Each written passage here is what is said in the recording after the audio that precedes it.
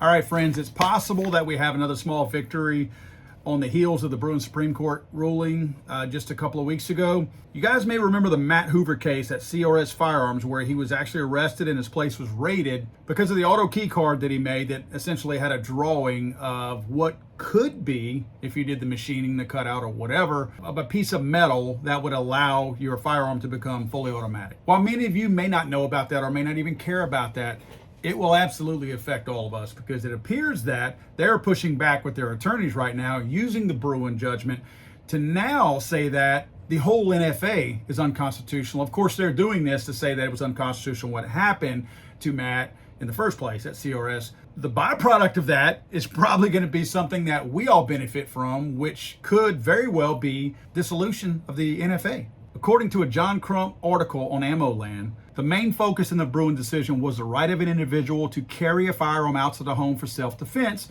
But in addition to confirming that right, SCOTUS also ruled that the two-step process that courts have been using in Second Amendment cases was also unconstitutional. It goes on to say that only the original text of the Second Amendment of the United States Constitution could be used in gun cases. Now, I have the document here, but I'm going to skip over a lot of the mumbo-jumbo and legalese and get to the meat so that it makes more sense. I try my best to try to cut out the fat and at least let you guys see the words that actually mean something. It says that this motion is based on the aforementioned motion and its attachments, the Supreme Court's recent decision, and text of the Constitution. Hallelujah. Wouldn't that be nice, right? It says that particularly germane to this instant matter is the announcement of a clear legal standard for the evaluation of acts regulating the peaceable keeping and bearing of arms. Bruin identified the court's appeals coalescing around two-step framework for analyzing Second Amendment challenges that combines history with means-ends scrutiny.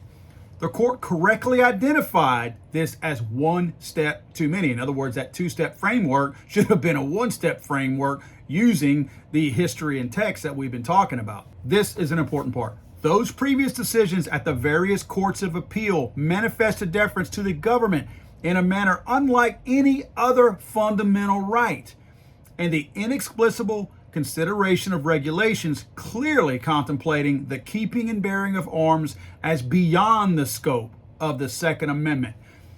Meaning that, just what Clarence Thomas said, that no other constitutional right was being held to this type of scrutiny as the Second Amendment was in the Bruin case. So why is the Second Amendment, and why are cases pertaining to the Second Amendment being treated differently than other rights would be with other amendments?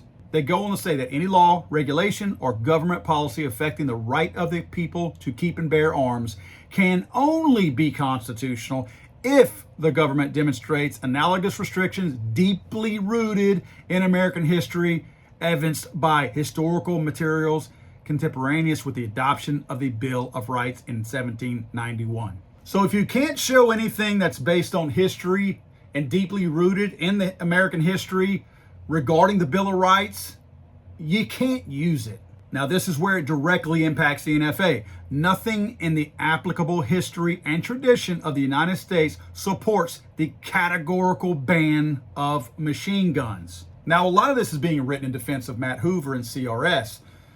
But as you can see, they're making a very clear case that everything that applies to the NFA and essentially us and machine guns is going to help their case with CRS.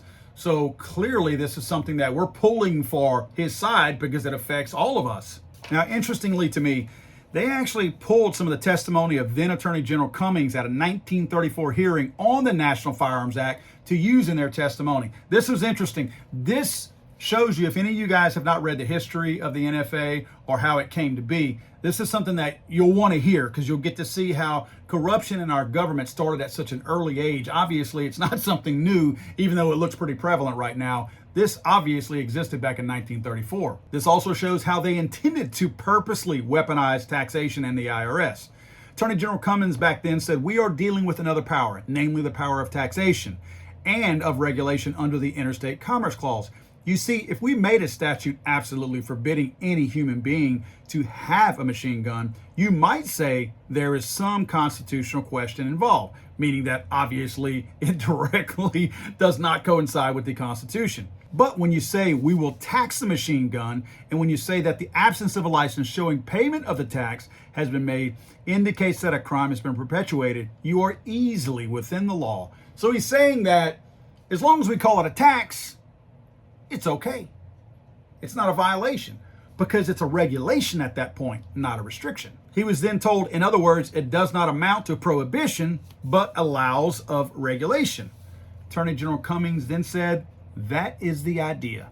They admit under oath that the idea all along was more of a deterrent by overtaxing an item so that you wouldn't buy it rather than forbidding you from having it. Now, Matt Hoover's attorneys who brought this up go on to say that advancing the very law whose constitutionality was even then dubious, admitting that a categorical ban on machine guns would present constitutional problems, is instructive that there is no historical basis for the current regime consistent with the Second Amendment. They go on to say in their conclusion that consistent with the text of the Constitution and the history and tradition of our great nation, it stands to reason that any regulation affecting the peaceable possession of arms warrants meaningful review. They go on to instruct the courts to declare the National Firearms Act facially unconstitutional.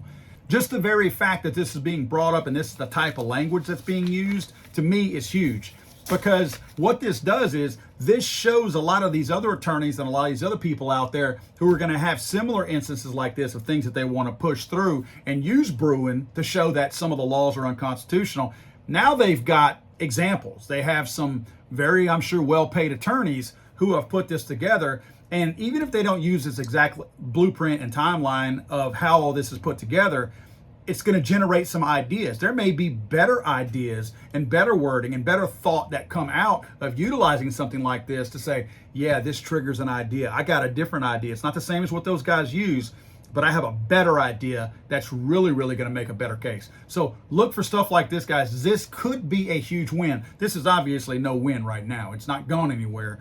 But the fact that people are pursuing this, it gives me a lot of hope right now to know that as a community, I think we've all gotten tired of constantly being on the defense and backpedaling. It feels really good to now be moving forward, to know that we're taking some of our gun rights back.